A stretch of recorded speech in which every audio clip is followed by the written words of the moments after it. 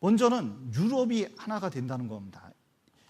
이 다니엘서에 이 내용이 있는데 이걸 자세히 말씀드리면 1시간 이상 말씀드려야 돼요. 초단기간 축소해서 말씀드리겠습니다. 다니엘서는 예수님 오기 전에 약 한 2500년 전에 말씀하신 겁니다. 그런데 다니엘서 2장에 이렇게 되어 있습니다. 금머리, 은팔과 가슴, 놋배와 넓적다리, 철다리, 그 다음에 나중에 진흙과 철, 열발가락 시대. 그런데 그것이 무엇을 상징하자면 그 밑에 해석이 다 되어 있습니다. 자, 바벨론, 현재 나라, 바벨론에서 봤거든요. 영광스러운 나라가 될 것. 메데파사, 두 팔이 합쳐졌죠? 그 메데파사가 있을 것이고, 그 다음에 녹과 같은 나라, 그리스, 면적이 넓습니다. 그리고 로마, 철다리, 강한 나라. 근데 나중에 역사는 길지만 두 나라, 동로마, 서로마로 쪼개졌죠? 그리고 결국은 진흙과 철이 합해지는 것처럼, 합해지지는 않지만 연합된 그 열 나라가 있을 것, 그걸 말씀하고 계신 겁니다.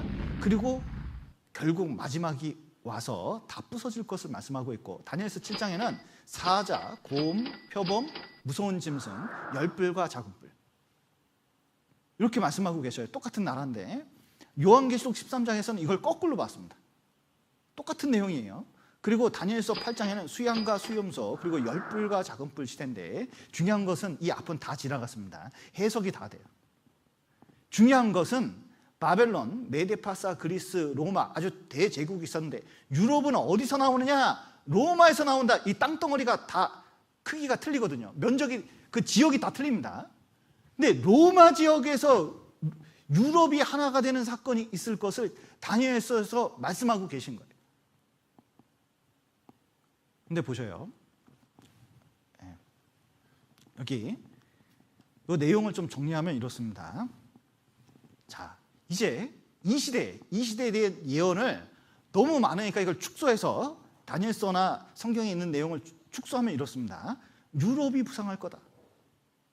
미국도 있고 중국도 있고 러시아도 있고 여러 나라가 있는데 점점 유럽이 부상하게 될 것이다. 그리고 유럽은 인종은 섞이지 않지만 연합을 이루게 될 것이다. 단일 민족처럼은 안 된다는 거예요. 미국처럼도 잘 안 된다는 거예요. 섞이진 않지만 연합을 이룰 것이다. 또 10개국이 한 나라로 연합을 이루게 되는데 7개국이 주도적이고 그중에 한 세력이 굉장히 강해질 것을 말씀하고 있고, 여기서 강력한 세계 지도자가 안티크라이스트, 3년 반 세계를 다스릴 지도자가 나온다고 성경은 말씀하고 계십니다. 근데 보셔요. 요 10발가락, 그 10가지 세력이거든요. 그런데 진흙과 철이 연합되어 있어요. 철은 든든한 거고 진흙은 부서질 만한 겁니다. 여기 보시면 철인데 이 철은 든든해요. 근데 진흙은 어떠냐? 부서질 만해요. 그런데 그 나라들이 어떻게 되느냐? 다른 인종과 서로 섞일 것이나 피차 합하지 아니함이 철과 진흙이 합하지 않은가 같이 합해지지 않는다는 겁니다. 연합은 이루는데 완벽한 건 아니라는 거죠. 자, 로마 제국이 부활되고 있다. 바벨론이 부활되고 있다. 아시리아가 부활되고 있다. 뭐 그리스가 부활되고 있다. 이런 게 아니죠. 로마 제국이 부활되고 있다. 드디어 G3, 중국, 미국, 그 다음에 유럽으로 가자. 이런 겁니다. 그런데 재밌는 건 이거예요. 유럽이 대통령제를 신설한다는 겁니다. 제가 이거 보고 충격받았거든요. 유럽은 총리제도가 많은 데입니다. 총리제도. 그러니까 대통령제를 싫어하는 데예요. 그런데 연합국은 반드시 대통령제 해야 된다. 그런데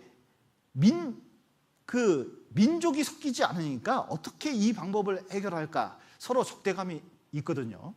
개인에게 이중시민권 주는 거다. 성경대로예요. 그래서 대통령직을 신설하게 되는데 그 대통령직이 뭐냐? 강력한 1인체제입니다. 성경대로죠. 강력한 1인체제. 또 하나된 유럽인데, 자, 유럽 보십시오. 이게 재밌는 게 총 28개국이 EU에 가입했거든요. 제가 구원받을 당시만 하더라도, 자 보십시오. 이탈리아, 프랑스, 독일, 네덜란드. 너무 강한 나라잖아요. 약한 나라가 어디 있어요? 진흙 같은 나라가 어디 있어요? 다 철과 같은 나라네. 이렇게 생각했는데 2004년도에 세상에 폴란드, 슬로바키아, 라트비아 이런 나라들이 들어왔어요. 진흙과 같은 나라입니다. 이제 섞이려고 그러는데 지금 잘 안 섞이고 있거든요. 그런데 28개니까 몇 개 빠져야 돼요? 18개 빠져야 되잖아요. 그런데 영국부터 빠지기 시작해요. 로마 제국 중에서 영국이 제일 먼 나라라서 로마 제국 영에 잘 안 들어가는 나라가 영국이었거든요. 영국 빠지기 시작합니다. 그리고 코로나 때문에 이제 18개가 빠져야 되니까요. 점점 분열기로 서 있고 갈등이 격화되고 있다고 말씀하고 그 신문에 나왔습니다. 그런데 어느 데는 분열되고 어느 데는 합쳐지고 있어요. 자 보세요. 이탈리아, 덴마크, 체코, 오스트랄리아 이런 나라는 이제 봉쇄를 풀려고 그러고 프랑스, 스페인, 독일은 봉쇄를 더 하려고 합니다. 이 두 연합 중에서 이 두 파가 나뉘고 있죠. 결국은 EU 10개국이 유럽 통합 논의 시작했는데 이게 많이 진행됐습니다. 분열되는데 교황청, 요한계시록 13장에서는 교황청이 무슨 역할을 한다고 되어 있거든요. EU 형제적 화합이 필요하다 이렇게 얘기하는데 이제 보십시오. 떨어질 때 떨어지고 붙을 때는 확실히 붙는 거예요. 이런 일이 지금부터 일어나기 시작할 겁니다. 여러분 어느 날 10개국이 하나가 됐다. 여러분 구원받을 생각하지 마세요. 그땐 끝난 겁니다. 여기 유럽이 하나가 돼야 되는 이유는 테러 때문에 다른 나라 거쳐서 프랑스로 오는 거예요. 프랑스는 얼마나 불만이 많은지 몰라요. 국경을 닫을 수가 없으니까. 이런 참에 아예 한 나라가 되고 국경 닫아버리자 이런 생각을 하는 겁니다. 게다가 지금 리더 없이 코로나 위기 맞은 지구촌 그랬는데 옛날에는 여기 오바마 대통령 때만 에볼라 바이러스 창고 당시에만 해도 오바마 대통령이 이것을 빠르게 인정하고 정리를 했거든요. 그런데 중국하고 여기 미국이 있는데 자 보십시오. 어떤 짓을 하냐면 미국이 해적질을 해요. 마스크가 있는데 프랑스가 마스크를 샀거든요. 근데 비행기 실어가지고 떠나고 있는데 웃돈 더 줘가지고 미국으로 실어버렸어요. 그러면 독일, 프랑스, 브라질 같은 나라는 어때요? 미국을 인정할 수가 없죠. 저런 갑질이 있나 이렇게 되는 거예요. 미국이 옛날 같지가 않아요. 지금 중국은 어떠냐? 코로나 바이러스 퍼뜨린 국가로 되어 있습니다. 그러니까 미국이 리더가 아니에요. 리더 할 생각도 없어요. 미국은 이제 경찰 국가가 아니다. 아예 트럼프가 선언을 해버렸습니다. 중국은 다른 나라가 인정을 안 해요. 그러니까 지금 완전히 이 세계가 혼돈 속으로 들어갔습니다. 누구를 믿고 따라가야 될지도 모르겠어요. 지금. 그런데 두 개예요. 연대냐 분열이냐. 분열되면 혼란 중에 혼란이고 뭉치면 살긴 사는데 어떻게 리더가 생겨서 연대를 해야 될지 몰라요. 이러면서 이제 보세요. 시간 지나면서 유럽이 점점 뜨게 될 겁니다. 여기 유발 하라리 교수가 있는데 미래학자로 굉장히 유명한 분입니다. 세계적으로 가장 유명한 미래학자 중에 하나거든요. 이 사람이 뭐라고 하냐면 세계적 협력과 연대만이 이 문제 해결할 수 있는데 어떤 데는 고립되고 분열될 거며 어떤 데는 연대할 거라고 얘기하고 있어요.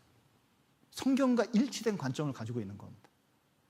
유엔에서는 계속 하나가 돼야 된다고 계속 말하고 있어요. 그런데 이제 적그리스도가 나와서 강력한 리더십을 발휘할 때가 분명히 오게 돼 있습니다. 정부의 역할이 점점 없어져요. 왜냐하면 코로나 문제도 그렇고 세계 어떤 문제도 정부 혼자서 할 수가 없어요. 그러니까 큰 정부가 필요한데 세계 정부 시대가 점점 오게 될 거예요. 여러분 국제기구가 많아졌거든요. 지금 어느 시대보다. 이제 뭉치면 되는 거예요. 뭉치면. 유럽이 하나 되고 세계가 하나 될 거라고 말씀하고 있는데 진짜 현실이 돼가고 있습니다.